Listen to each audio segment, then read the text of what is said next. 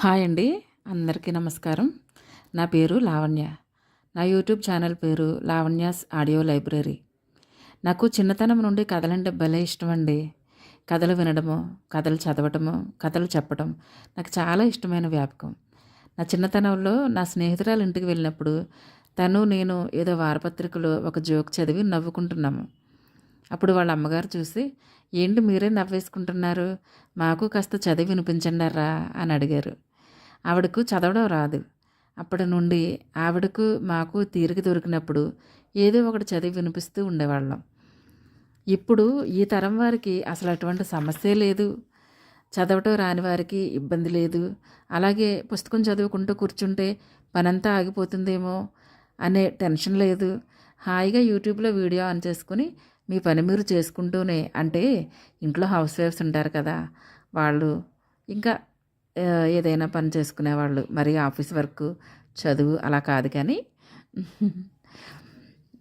యూట్యూబ్లో ఏదైనా video on చేసుకుని మీ పని మీరు చేసుకుంటూనే మంచి మంచి స్టోరీస్, నవల్స్ వినడం అసలు చాలా హ్యాపీగా అయిన విషయం కదా.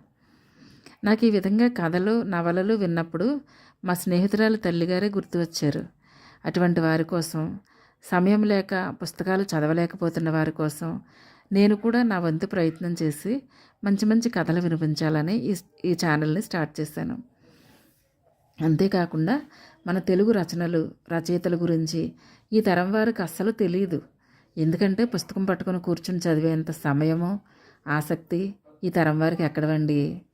అందుకే రచనల గురించి, రచయితల గురించి ఇప్పటి వారికి తెలియదు.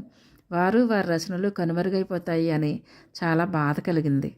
కానీ ఈ యూట్యూబ్ వల్ల గత కాలపు రచనలు, రచయితలకు కూడా మరలా నూతనోత్తేజం వచ్చినట్లయింది. ఇది కూడా చాలా హర్షించదగిన విషయం కదా. ఇలా అన్ని విధాలుగా మనకు సహకరిస్తున్న యూట్యూబ్ ద్వారా నేను కూడా ఎంతో కొంత పాఠకులకు దగ్గర కావాలనేదే నా ప్రయత్నం. నా ఈ ప్రయత్నాన్ని అందరూ ఆదరించి నాకు సపోర్ట్ చేస్తారని ఆశిస్తున్నాను.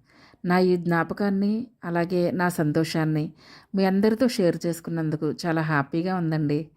దయచేసి నా ఛానల్ని సబ్స్క్రైబ్ చేసుకుని, లైక్ చేసి, షేర్ చేసి ఎంకరేజ్ చేయండి. అందరికీ నమస్కారం అండి. Thank you.